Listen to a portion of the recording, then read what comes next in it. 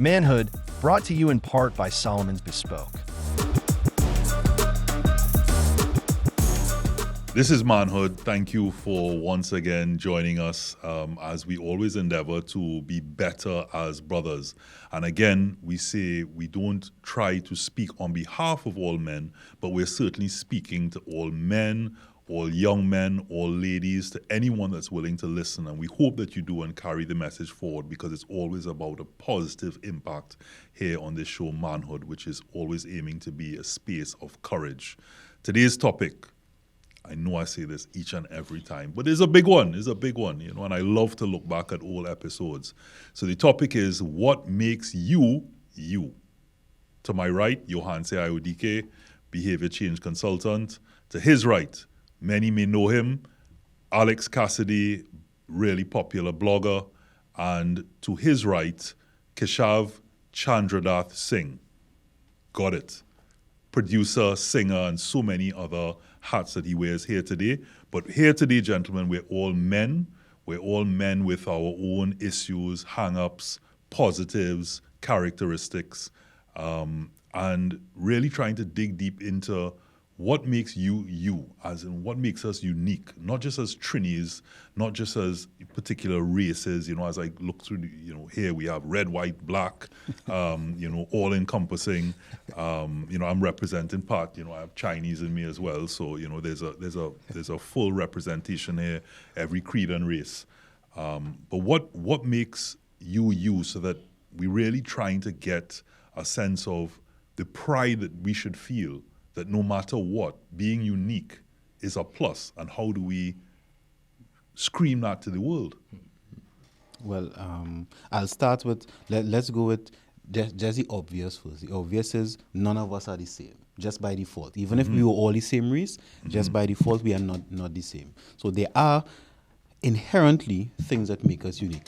And I'm using inherent first because sometimes we could learn skills that could make us unique. We could pick up things that could make us unique. But inherently, we are unique. And sometimes that can be difficult, depending on the environment you grew up in or the environment that you currently live in, to be proud of.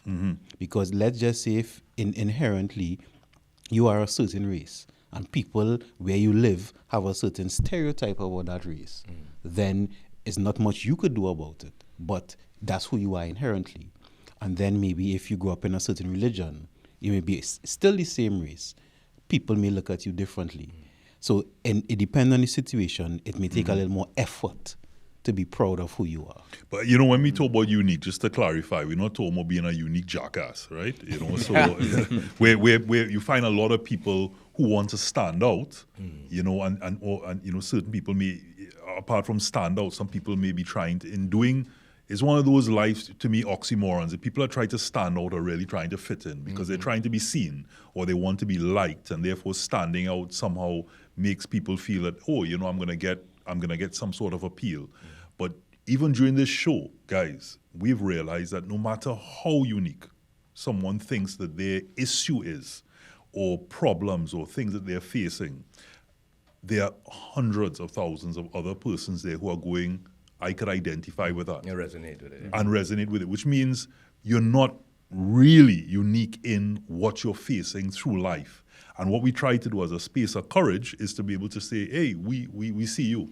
We're here. Let's have a discussion and let's all share in the many ways we may have gone past those issues, those troubles, those concerns, those viewpoints of maybe not feeling enough to then get to a better point. So when we say unique in this sense, it's the good points about seeing in yourself that I'm not trying to stand out and specifically, purposely be something that makes people go, oh, that person's weird. And then somehow you feel good about it. Like you see somebody just comes on, well, I don't have any hair, but just shaves the side of their head here. With no kind of style to it, but just like, hey, I am unique, I'm my own character. And it's like, well, no, we're not talking about that. We're talking about the uniqueness that makes you special. What makes you you at your core and what drives you. So I'd love to hear, Alex, you have upwards of north of over 200,000 followers. Correct, yeah. And the thing is, over 60 to 70% of those followers, so you're looking at over 100,000 followers, are Trini. Correct. And I always share with you that, you're doing some of the same things, eating doubles, playing steel pan, etc. And so what makes you unique that they decide to look at what you're doing and continue to love the content? And what drives you to continue to do that? Like, why did you pick Trinidad?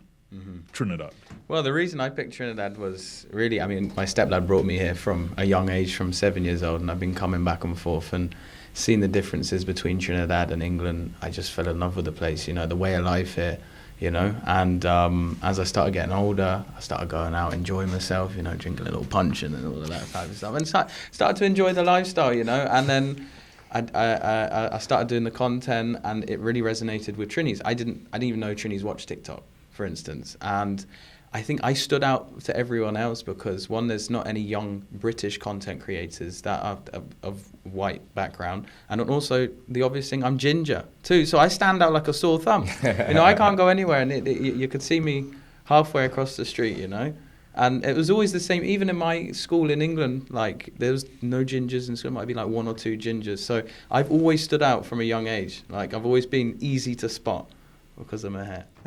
And the thing is, to everyone, he's becoming a true Trini because he was late for the set. Trini time. Minutes, come Trini on. time. Yeah. So, but there's even more to that, Alex. The fact that you take what you've learned in Trini, like, for example, the pan, and you actually take it to some really remote parts of England and spread that love, spread that Trininess, and people love it. Well, I'm the only steel pan man on the Isle of Wight. This is where my local area is, the Isle of Wight. It's a small island in the south. Has a population of about 150,000. It's kind of like Tobago. It's like the Tobago of England. Everyone knows everyone. It's a small community, that kind of thing. And what's the name of the island? Isle of Wight. Okay. But spelled Wight.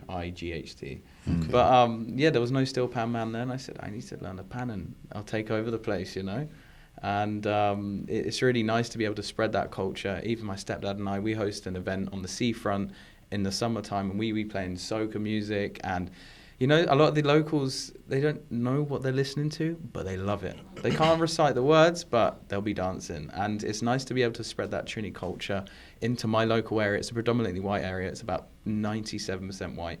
So these people, they're not as cold. They don't know as much about other parts of the world. A lot of it, everyone thinks my stepdad's a Jamaican, but he's a Trinidadian, because he's got dreads and things. So it's nice to be able to teach the people, and that's one of the reasons I started doing the TikTok, because I wanted to show people in England what the life was like here in Trinidad, because I've seen there wasn't many people doing it, and it's nice to get an Englishman's perspective on what life is like here. And in terms of what life is like in your viewpoint, how does it differentiate between how men or boys there in your schooling there and Trinidad and Tobago?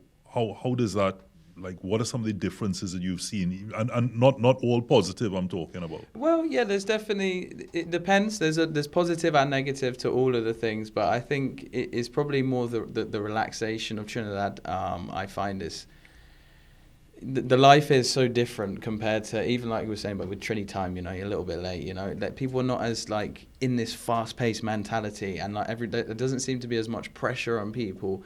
In my opinion, I find the lifestyle here is relaxed, and even like Lyman, for instance, like, you'll see guys outside the shop drinking some rum or whatever, and that's normal, right? But you see that in England. If you see people drinking outside the shop, they're most likely struggling with alcohol, drug issues, that kind of thing. So it's nice to see the differences, even as simple as harvest. You have harvest in Tobago, it's a big party. Everyone's, house to house, different drinks, that kind of thing. Harvest in the UK is just, you bring a tin of beans to the church and you bring some bread to the church, and it's very boring. So Trini's turned things that are boring into something exciting, And I lived in England for a period, and during lunchtime you go out and have a pint. So yes, correct. so it wasn't necessarily an alcoholic type scenario. And I can also tell you, being late, even though that's a very Trini thing, on my production sets, I don't encourage or tolerate lateness, because even though I always remember this phrase where they said the queen is never late, everyone else is just early, right? There's a real respect thing behind tardiness. Yes, correct. And, punctuality is a big thing. And as you said, punctuality, I recall back in my school days having to, you're late when that bell goes off and you're writing 100 to 200 lines. You know, punctuality is the essence of discipline. Indeed, indeed, indeed. You know, and so after you've got that 3 or 4 times, you are going to definitely walk faster, get up earlier and get your into school on time. So even though that's another discussion with regards to how I feel about that, because that's a respect thing as well. Yeah, and you always find that the person who's late doesn't like when other people are late. When they have to wait, they're very upset about it. Correct. But what would you say? I mean, again, that's just driving all over the place. But coming back to in what you've seen, both having shared the culture of both in England and not just England, in remote parts of England, to your life that you've seen in Trinidad and you've lived in Tobago. So you really have a real understanding of that and have a following, so people love the content that you're sharing. What would you say is the biggest thing that people gravitate to, and do you identify with that? In other words, what makes you you? That's a good question.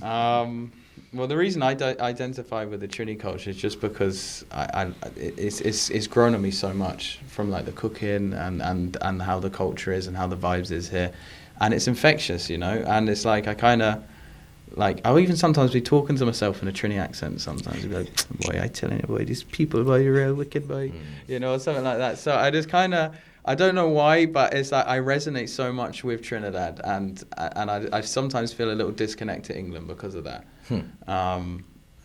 Maybe because I've had some not so great experiences in England growing up. As I got older, maybe hanging out with the wrong crowd, doing the wrong kind of stuff.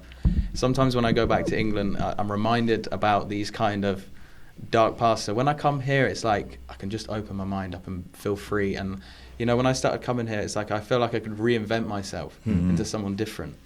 I think so. I mean, I just want to interject here really quickly, because you know, we asking the question to each other, what makes you you? But one of the things that I see kind of blinking in my head like an on-air sign, you know, is the notion of identity. And so identity is something so interesting that, you know, from culture to culture, from geographical location to geographical location, it can be it's such a twofold thing. We're talking about the contrast of self-identity and cultural identity, right? Which is very interesting. That's like the forefront of what we're talking about here from, I guess, like a sociological perspective. And so I think, you know, and this is something that I think about every day in my quest for self-understanding, that identity is something that we choose. It's not quite like clothes, because clothes are flippant. Do we even need to wear clothes? We didn't evolve to have to need to wear, but maybe we are now. Who knows? But identity is something, I think, that is a choice, especially for people like us, who I'm sure have spent a lot of time internationally, moved around, know what it's like to be a Trinbagonian, even you. I know that, having spent time with you, you know, and which makes us also very special. So I think that's one. There's the shared experience, and then there's the individual experience. And I think those are two massive exponents of what identity is and what makes you you. So for me, being a Trinbagonian and having similar experiences to you guys, moving around. I've lived in so many different countries. I have like 5 different accents. But at the end of the day, I choose to identify what makes me me. And I know that for a fact, what makes me is being a Trinbagonian. Right. For a fact, I grew up with the flag on my house and the flag in front of the car, watching that. I played football for Trinidad and Tobago under 20 team. Like, as an expat Trini, having my whole wardrobe be red, white, and black. When we made the World Cup in 2006, no prouder time for us, you know, as people. But do you push that? Do you push that while being in Trinidad, or is it because you always find that Trinis, when they leave the island, is when they're more Trini than Trini? Correct. That is so right? true. That's the next thing. So This is true. what I'm saying. So, like, I think that whole identity experience of being abroad or planted or plopped into another situation where the culture is quite different, realizing that you're almost like your USP or unique selling point is something, or what makes you unique, right? What makes you unique in a situation, those are things you try to identify. And like being in high school in Miami, for me, for instance, like that's when I really started. I mean, I already had an American accent. I went Maple Leaf here, and I was born in Canada and lived in India, went to the American school there. And, you know, always during National Day, I would realize that, wearing the national dress and going and playing music in school, playing calypso and pan and all these different things, then you get to realize bit by bit that I'm a little different than a lot of these people. I'm not an exponent culture of America or Britain, which may be kind of debatable because of our popular culture now. Ever since cable view came back in, the viewers will know, back in the day, right? And now it's, we're just such a cross-pollinating internet society that, being from a small place, I think, especially as special as TNT, holds so much weight. But that aside, if you're from TNT or if you have relatives here, or even if you've grown up in a certain way with you coming in and out of here, it's unavoidable. You know what I mean? And to me, it's just like one of the coolest things in the world to be a Trinbagonian. It's So, mad. We need to take a break, but when we come back, Keshav, I want to delve a bit deeper, because when we use words like it's cool to be Trini, yes, there are very many aspects of being a Trinbagonian that we should certainly be proud of. Do we all see it that way? I don't think Or so. is it they're all things that we should be proud of, right? And then, why is it that I see not only that we become very more Trini than Trini when we move abroad, but you find all creeds and races come together to celebrate, to unify, to become family when we leave, whether it be in university, whether it be in certain communities in England or LA or New York. That's what happens. And why, when we're here, what is missing that we can't feel that way? And if indeed people don't express, I like your accent, would you still feel the same way? Which means, are you grounded in that experience, or are you grounded in self? And then it comes back to the question, what makes you you? And in your case, you're an integral part of what Trinis feel proud of, which is Carnival, very influenced in the soca industry, many of the hits you've had a hand in. And it'd be really interesting to have an understanding of what makes us us, but what makes you you. We're taking a short break.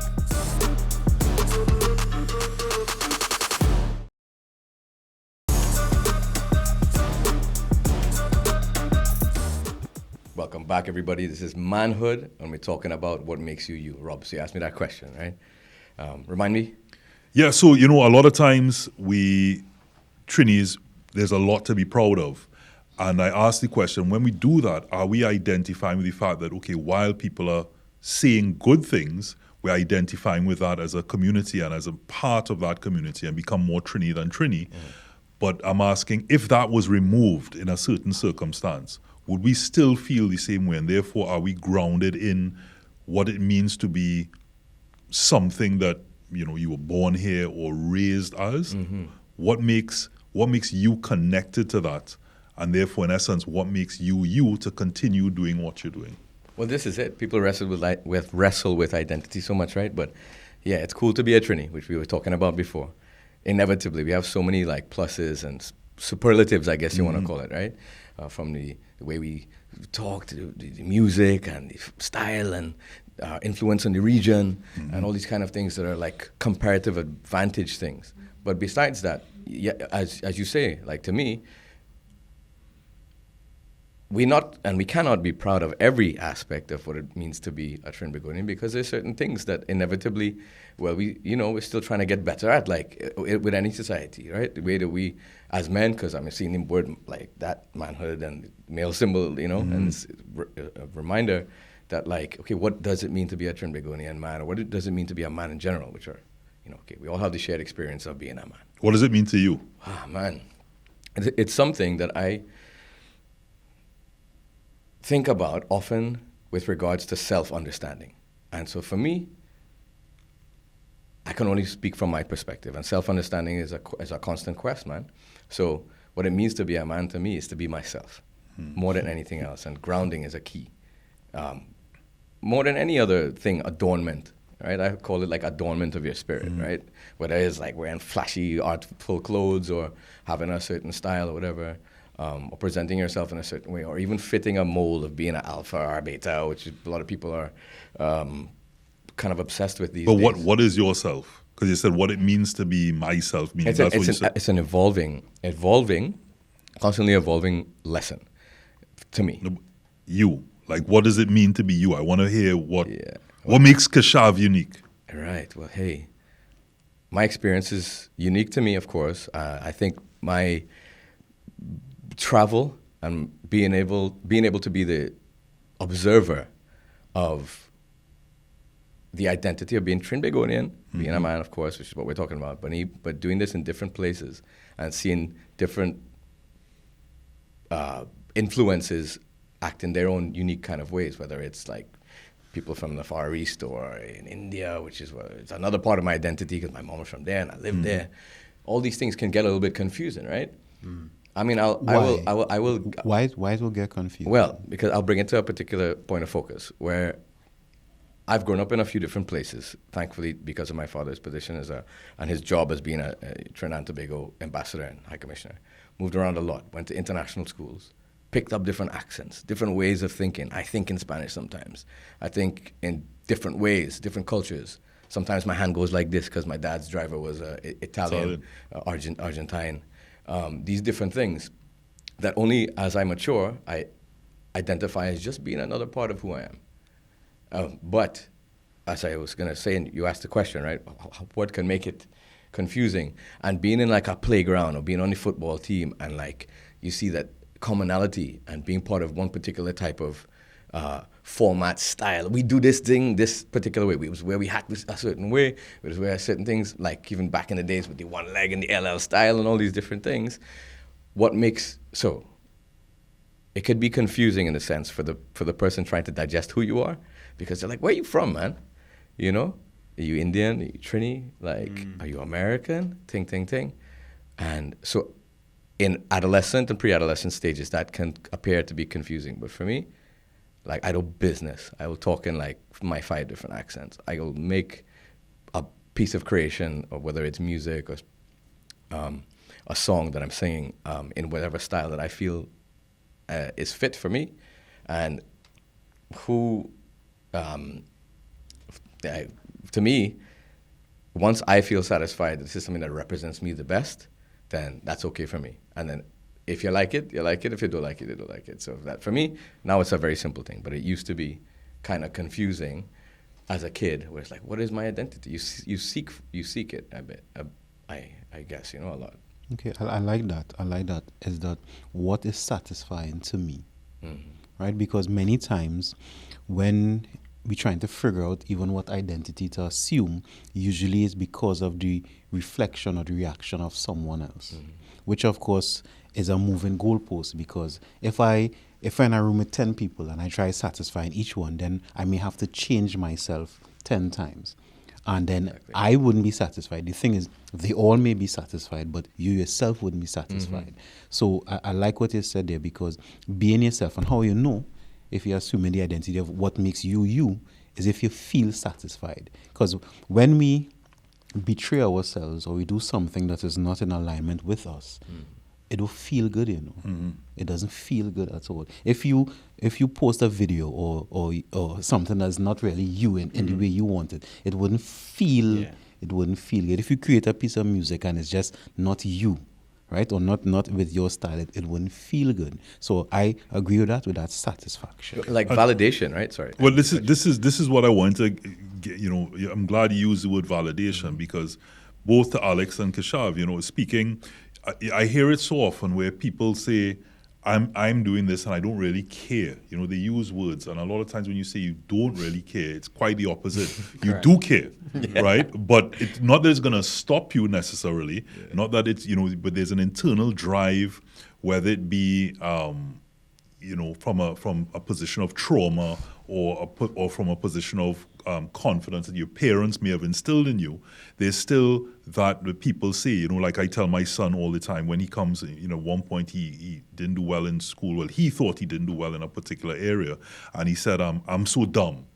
And I said to him, well, I'm sorry that you think that way, but understand something that when you're talking about, say, being smart, for example, it's always one of those things where you may not know something at the start, but every word that you learn, every part of the chapter or anything that you've done actually makes you smarter, and you're smarter than you were before. In courage, it's like everything else. Bravery and all that comes in fear. Every step that you make, even though you think about it from a position of fear, you're actually moving forward in courage because you're more courageous than you were 1 minute ago. And that fear then becomes less. It's all how you see something, that narrative in your brain. And so when people say, I'm doing this, I don't really care. If people really went, nobody took it on, like you posted something, and you say, I'm doing it for myself, and you posted something, you didn't get one like. See, like you with 90,000 plus followers, 200,000 followers, and not one person liked it.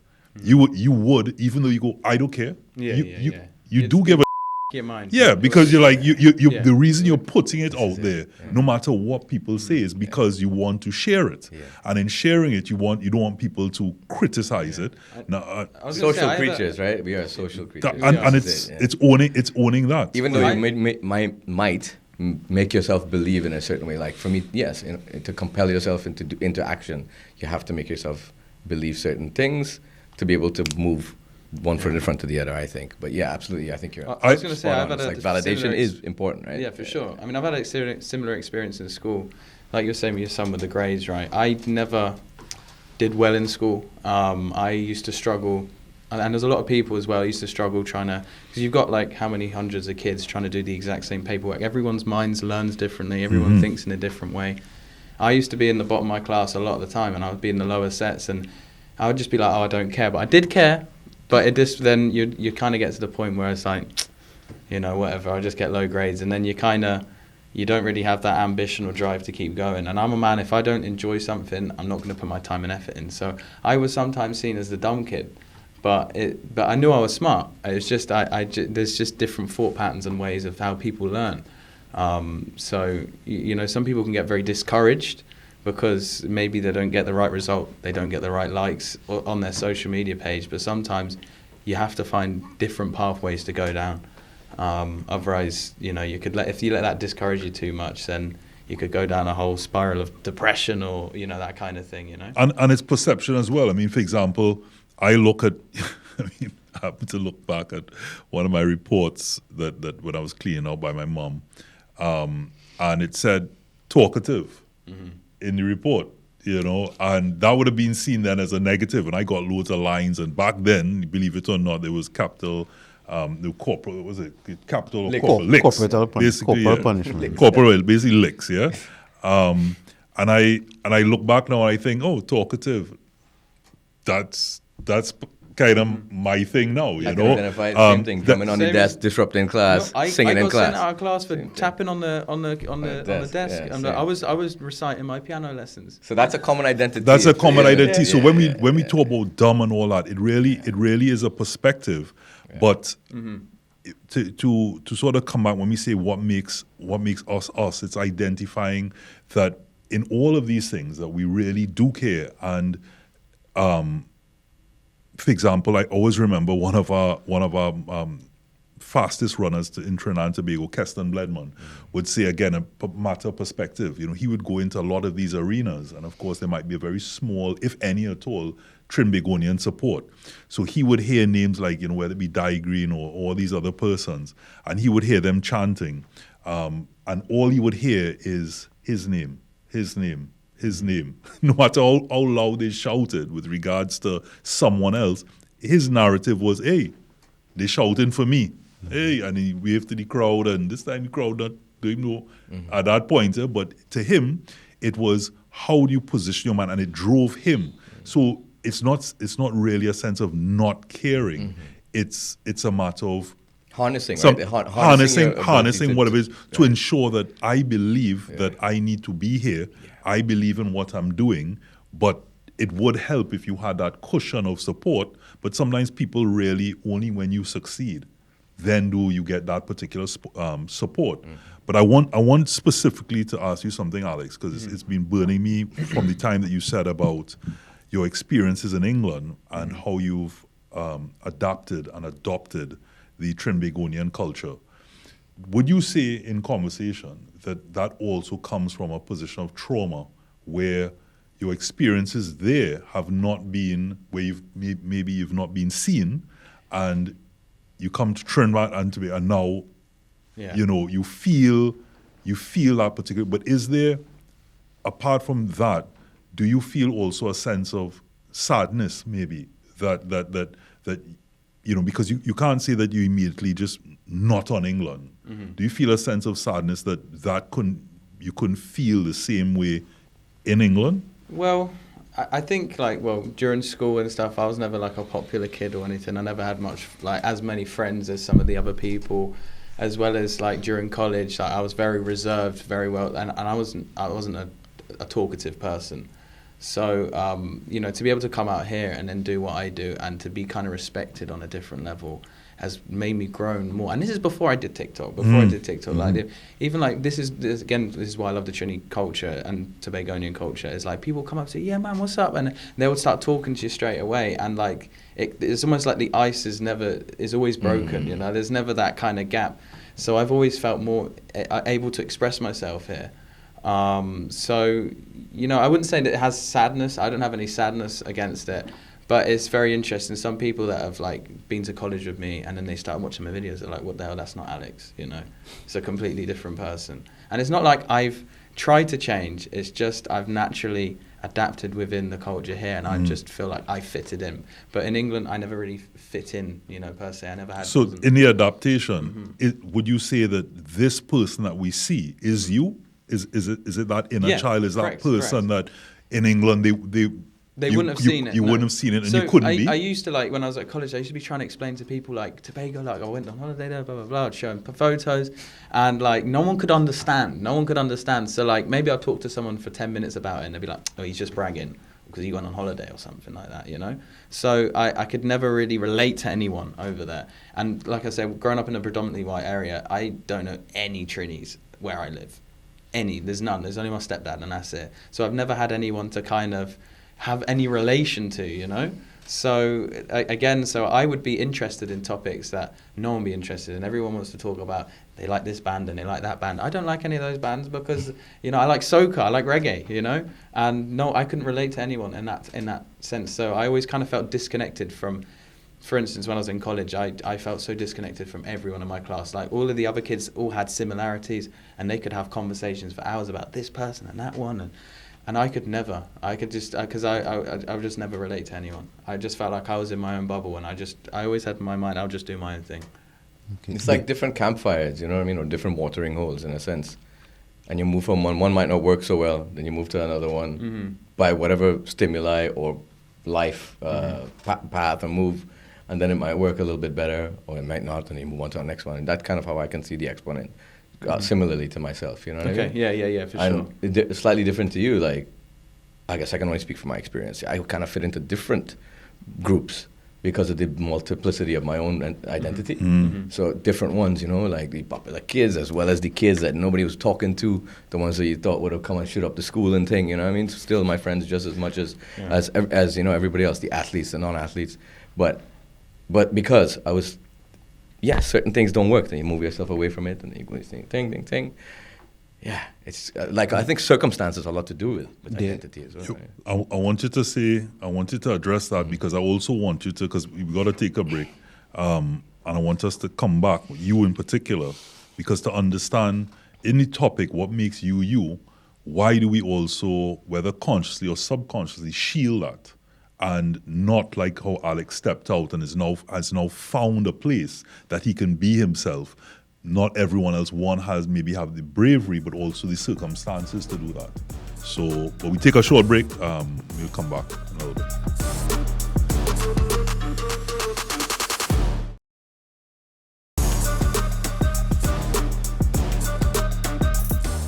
This is manhood, and we're discussing what makes you, you.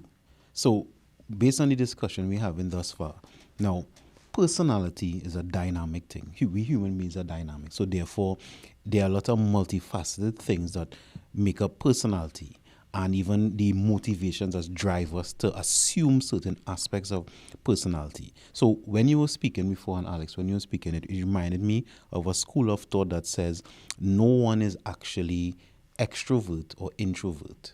Based on our comfort levels and whoever we are wrong, we can be extroverted or we can be introverted. Now, I'm saying it that way because a lot of people identify themselves as I am extrovert or I'm introvert. But the truth is, the same introverts who are in a comfortable scenario maybe around other introverts, they become extroverted, and vice versa. An extroverted person who in an environment that they may not be comfortable in can be introverted. Now, I use those two aspects, but it could be applied to many. So what you were saying there about the motivation behind certain aspects of personality. One, now, and I'll speak about different areas of research also and experience. As humans, we all want to connect in some way, right? Connect with at least one person. And in that wanting to connect, sometimes it can take us away from exactly who we are. Because in a certain scenario, let's just say you would go up. I'm just giving an example. But everyone else is going down, right? You may want to go down also. Or even in a scenario where most people are not going with the direction you want to, but one person is. You may want to connect with that person because that is you and that's the thing that you like. So you want to be able to discuss, you want to be able to do that. Now, connection, and if we go from an evolutionary perspective, connection is what helps us to survive, right? Because typically if you was alone back in the day, you'll die. In the jungle, you'll die. So at least connecting with one person, I think you feel that sense of solidarity, like, yeah, I feel a little bit stronger, I feel a little bit more encouraged. But sometimes based on where you are in the scenario, you may connect with someone based on something that is not genuine to you. But understanding the motivation behind it is important. So when we put out that video, let's give an example in your case. Yes, it is our creativity and I am satisfied with that video, but some part of you still, I want at least one person to connect with it so they could understand me, they could feel me and move forward like that. But then, if you are in an environment where you don't get that connection, and before I think you mentioned, Alex, about depression, right? A major cause of mental illness or the propensity to reach there is the inability to connect, the inability to relate with the environment. And if it persists for a long period, it could develop into different things. But that's broken down into two things. There's chemical and there's circumstance. Yeah. Nurture versus nature. Nurture versus There's a nature. lot of disconnection. Yeah, we kind of swim in between that a lot. I realize. Sorry for hitting the mic. Yeah, because you brought up, sort of biological and evolutionary terms as well too, which are innate, right? Like chromosomal things and genealogical things that have another part to play. But how much do we give credence to things that are like nurture and nature? Right? It's a question. But you mentioned at the start about the extrovert and introvert. I know it's kind of segueing a little bit, but I'm just saying what happens to the person. So initially when you said it, I was like, okay, because I say I love to Latin dance, but in terms of other dances I knew growing up, I'd be the one that's dancing away in his head, right? Like I'm biggest dancer in my head. The song is pumping. I'm doing all the dances up here, but outside I'm not with a bottle, not being cool or anything. Just I didn't have the courage, so to speak, or the surrounding to do that. I mean, I'm not a big drinker anyway, so I'm not inebriated to say get plastered and make a fool of myself. But home, in front of my parents or in a certain crowd, or if it's a home line, I would bust out in a bogle or whatever the case may be, or whatever the dance was at that time. Was it the dab and And again, it would come to the fact that that's where I felt comfortable. So I agreed initially when you said it, but then it occurred to me, what about in the circumstances, and likewise for an introverted person or extroverted person, but what happens in the circumstances where, and you say about the circumstance with someone who, like for example, is that way all the time, regardless whether it's with their significant other, whether it's with their kids, or whether they can go into a stadium and do it. Does that, would that just make them an extrovert at that point, or someone that's introverted regardless of where they are? They are very reclusive, not even, what's it called, agoraphobia or whatever, where you don't even want to step outside in certain circumstances. What would you I don't want to go too deep into it, but just so I don't want to walk away from a show with something said that I'm confused about. What you're saying is still in connection with what makes you you. And that's why I gave the caveat at first that we are so multifaceted, because introvert, extrovert, all of those things are still descriptions, right? When we use descriptions, sometimes it doesn't mean identity.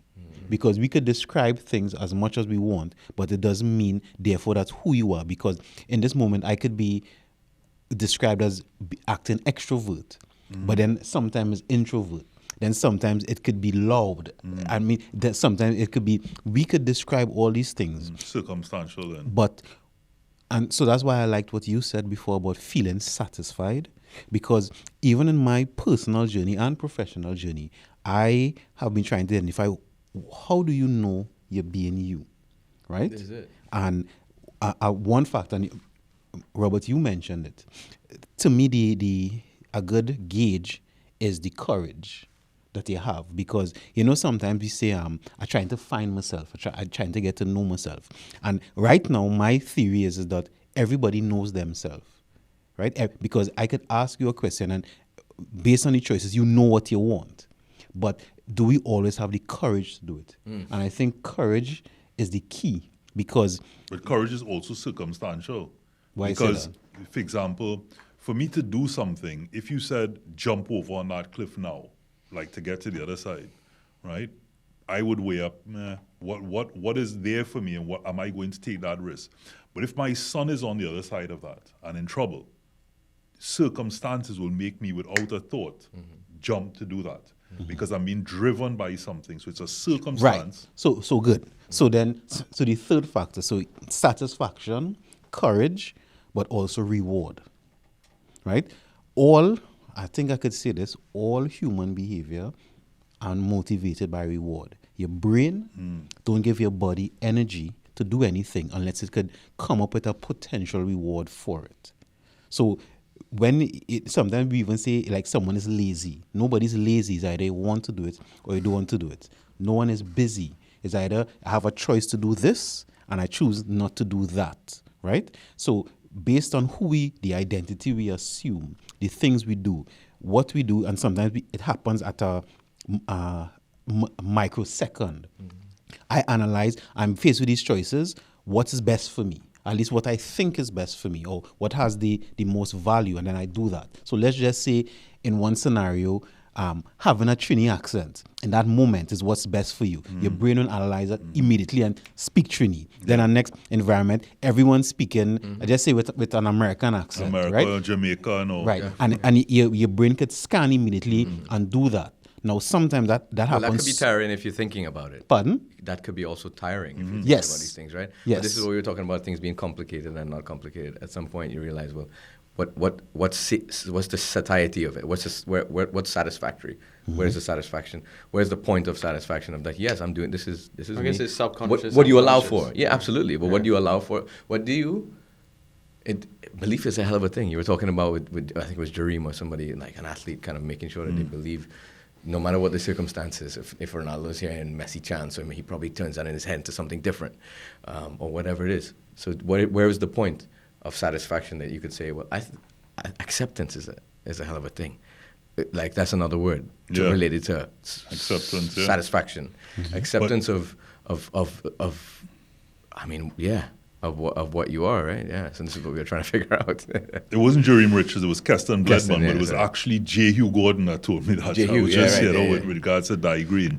But I want, before we get to our closing thoughts, just to really, Keshav, Alex, there's so much to unpack with what you guys have done. Yeah. And I want to really start with Alex with regards to, when we talk about what makes you you, what have you seen? What makes you you is also right now what people see, which is your success as a blogger, and especially through Trinbagonian eyes. And what I would ask is, what are some of those experiences that you've seen, and what drives you to continue? Yeah, you say it's cool and all of the rest of it, but you've done so much, and I'd love to hear some of those stories that may continue for us to be proud of, proud about, but also and it keeps you going still. But there are also, I'm sure, some moments in there that even though it might be seen as, depends on the narrative, negative, it probably also solidifies where you feel, I've come through that, and that now makes me Trini as opposed to a tourist. Okay. Yeah, well, definitely, I think I've had like the urge in me, like, because I've known so much about Trini for a long time, and I've always had so much knowledge about Trinidad. And it was only when I started to do the online stuff, I was able to express that, and I was able to put that stuff out. And I realized not many people at my age, from my background, probably don't know. There's a lot of second generation, third generations in England, Trinidadians in England, and they don't know anything about Trinidad, and it's very interesting to see, because I've got such a deep passion for it. So definitely it's something that's always kind of been a part of me since I was about 16, 17. I've always been very expressive about it. Do you feel like you're bridging the gap? As Yeah, you said, for sure, to for those sure. that generation that's not, do you think that you're easing them into a bit of both through your eyes? I think so. I mean, some of the messages I get, people message me like, "Oh, I've lived in London my whole life. Well, my family's Trinity, and like I'm learning Trinidad through you," which is so amazing to see. As well as going back into who I am, it's something that's always kind of been within me, but I've never been able to express it. And it's like something I've just it's almost been like a little secret of my own, in a sense. Or sometimes my friends would just get fed up. It's like, all you talk about is Tobago. It's like, can you not talk to us and not talk about Tobago? It's like, for once. And then after a while, I just kind of shut it down, and then I stopped talking about it. And then at least doing the online platform has been able to let me grow my personality into how something I'm very passionate about, which has been nice to do. So I And think if you had to single it out, Well, I was apart from gonna say- Trinidad and Tobago, if you had to single out, what is that driving factor, the force? What is that makes you you? What would that be? What that makes me. Well, I think personality and being you is a kind of evolving thing, at least for me. From when you're a kid, you have different hobbies. As you grow up, you like football one day, you might like, boxing the next day, right? So sometimes you do change. Everyone does change, and I'd say I'm evolving. And I once was a very introverted person. Like I was going back to what I was saying.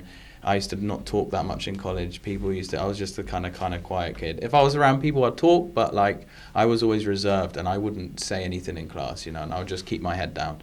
So when people started watching me doing the videos now, they're like, there was a bit kind of shocked, like, this isn't Alex, kind of going back on that point. So, I'd say for me, I'm still maybe searching for exactly who I am, but I know for sure I love Trini. I love cooking.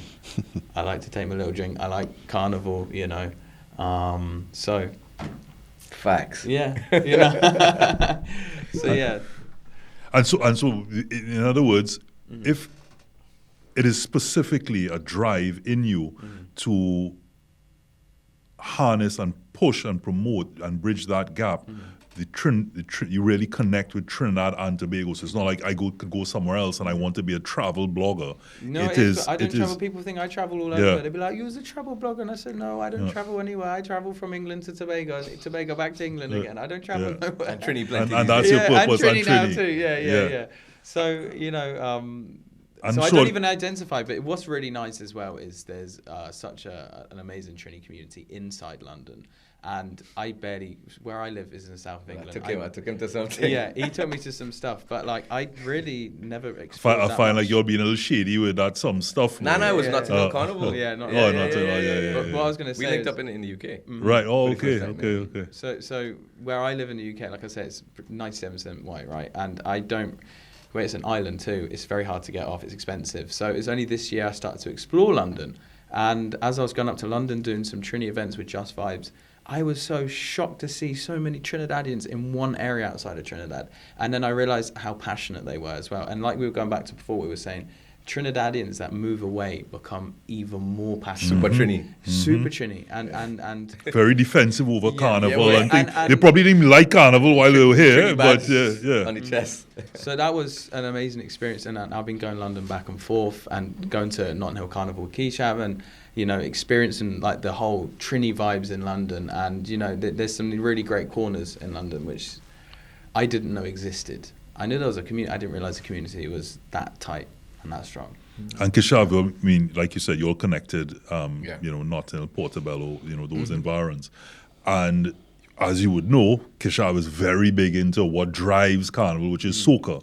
But would you say that that's part of your identity or what makes you too? Because it's not just soca. I mean, you delve into so many other genres of music. Yeah. What would you say is what makes you? Yeah, it's interesting, man. Like, you know, in this whole conversation, I keep on thinking, like, okay, it's interesting as you progress and as you gain more knowledge, you lose more things and you lose more coverings, I think. And I think, to me, it's some degree of, and I think with all of us, it has to be some degree of being tired of covering things of yourself. You know what I mean? Being just, all right, when I was saying I do business, that's what I meant, you know? And then this kind of level of acceptance that, all right, cool, I don't have to worry about these things anymore that make me this certain way. I will accept that, and then, okay, what is to come? Then be open to the joys of becoming. You know what I mean? So for me, that is so I am kind of transient in that way, and I'm becoming. You know what I mean? What I am, and I don't think that's ever a finished article. I think that is something that's, and I am also, for those who know me and whoever else is watching on and looking on now with this singing career that's happening. It's a lot more in the forefront. I'm kind of an open book in a sense where it's open source as to I am, yes, a human test subject in a way. You know, humanity is the only thing I can speak on because I'm one of it. You know what I mean? So if I can, you know, shed a light on how it is to evolve, I'm open book, man. It ain't always pretty because then you're trying to, you know, there's struggles but there's nothing, there's no success in whatever endeavor without struggle on the other side of the coin. You know what I mean? You know, as you said that, because we about that point where we try to impart whatever we may have learned from this particular episode, what makes you, and to share some nuggets of getting past that struggle. And you really said a key thing at the end there, where you just said, in correcting, to say that it's not that you don't care, it's just you're tired, and in that tiredness, it's also saying, it's one of the great ironies. You're tired of not being you. Of putting on something that when you continue to do that, it's like telling a lie. You know, when you start a lie, you have to. It really breaks you down because you have to continue. We talk about that quite a lot. You're now having to constantly either correct that or remember or course correct. Overthinking can be that lie too. You know what I mean? The overthinking. So in the tiredness, it's like if we can just get to that point of really being centered. Really finding that North Star that is us, that drives us to that journey and that destination that we want to get to. And if we could just simply, as Johan said, point out that we all know at the core, at least at a certain age, you know, our prefrontal, you know, cortex and so on is all developed, that we know who we want to become, and therefore knowing what you want to become knows that somewhere inside is who you are. You're just trying to develop the various tools along the way and wisdom, so to speak, to get there.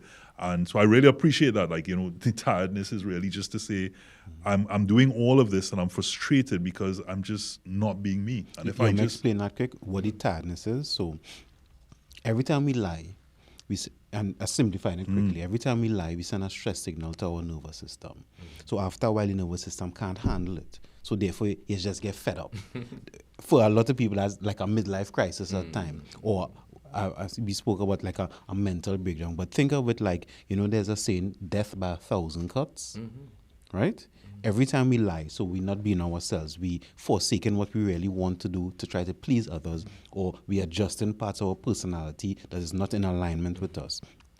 That's a cut. That's a cut. So eventually, the reward for forsaking yourself no longer makes sense to your body and your mind and your soul and everything, and then you just don't care anymore, right? And unfortunately, so then you could care about the real thing. right? Unfortunately, most humans, we reach that stage in our elderly years. That's why, sometimes they say elderly people be miserable, right? Or elderly people just do whatever they want and they don't care, right? It's because sometimes we reach that stage too late.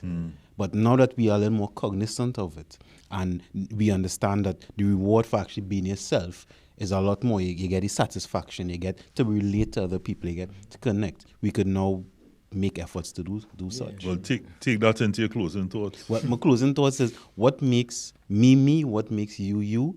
I agree with Alex, is an evolving process. I think even if you don't have the courage at the moment to be honest with everyone about who you are, at least be honest with yourself. You know what you want, right? So at least identify and create that identity of what you know, and then now you could figure out how to get the courage or the means, even if it's leaving your country, to find yourself, or leaving your environment, or sometimes even your culture, to find who you are so that you could have that grounding. Keshav? Well said. I will always say, and more, look within, because who you are is up to you, completely, 100%. The human experience is experienced from within self. And there's a difference between self-knowledge and selfishness. We are part of a society. We're part of groups, exponents of groups, small groups, immediate family, bigger. Trinidad and Tobago is like our living room, Robert, isn't it? It's amazing. Beautiful to have this, small places like our family. But it's levels of comfort, and everybody's different. And I think once you look within, you'll always find the answer to who you are, because you're always presented with choices and forks in the road. And more and more, I keep on seeing that. And rather than be scared of the choices, be brave and have courage to reach the point where you have the privilege of being able to choose what your next step is. You know what I mean? That's how I think about identity and who you are. It's our own choice, Well, knowing who you are depends on, not everyone's always searching for that. Some people never know they never get to know who they are. Facts. But one of the worst things is probably with that is self-isolation. A lot of people do self-isolate, and when they have problems, they don't want to talk to no one, female and male, and predominantly more, I would say, males. And they don't want to talk about their problem because they don't feel anyone cares. So sometimes if you isolate yourself from others, then, you could go down a very dark hole. So yeah, definitely, if you've got any issues or something, like, the best thing is to be vocal with people, because right now, at least in the UK, loneliness is one of the biggest battles. And now we're coming up to Christmas too. The highest suicide rates within men is during Christmas because of, they're missing their family, or they have no one to talk to. Christmas time is usually a time you're supposed to be around your family, eating food, drinking, and that kind of thing. So not everyone could find who their self is, but I'd definitely say you could try search, and it might take you 20 years, it might take you 40 years, because I think that probably the biggest problem people have right now is not being comfortable in their own skin. And you see it from teenagers, when you get to like 13, 14-year-olds, they start dyeing their hair black. They start wearing black makeup, and they want to be emo, or they want to be this, they want to be death metal, because they're trying to fit in, they're trying to find their thing. And some people, it can be harder for them to find their group and find their identity, and some people never do. So it's definitely one thing is don't isolate yourself. Try find a group and whatever you like and you're passionate about, I'd say always go towards that. If you have a hobby and you're passionate about it, strive for that hobby, strive for that goal. And good influences, right? Like, honestly, we can go down mad paths. I'm sure we've spoken about stuff like this, gone down mad paths with running with the wrong crowd. You have to know what's healthy for you. But what's healthy for you is like an individual thing as well, right? And the thing is that you can be it's very easily influenced, especially 15, 16-year-olds is very easily influenced by people that are doing the wrong things, such as drugs and stuff like that, you might It's go down the easier. wrong path. It's very easy. It's always, sometimes a lot of times it's easy to do the wrong thing. So, again, listening to everyone, I will always remain very pensive coming down to the end, because there's so much thought and there's so much to unpack with what was discussed here. Even some of the viewpoints I may have come with, and even some of the points that you may not realize, some of the prejudices or the thoughts you may have coming in. So these discussions are always very impactful for me, and it's ironic that you would use the term, talking about people dyeing their hair black, because I most people may notice, dyed my beard just 2 days ago. I tried to fit in. I don't know. I wanted to see, hey, would it really look that much different on me? And I think it does. And I have to probably unfold and unpack, why did I, go away from the salt and pepper? If you're satisfied, you see, choice. that's it. If That's you're it. satisfied with it, then That's it, but sometimes, again, do I want people to care? We come back to the fact that I can't simply say I don't care what people think, but because I do. We are social creatures, especially in Trinidad and Tobago. So to say that you don't care is actually a recognition, or should, in terms of when you introspect to self, that there's something lacking, because you do care. Yeah, and what I would say probably the best thing and the worst thing humans do is comparison.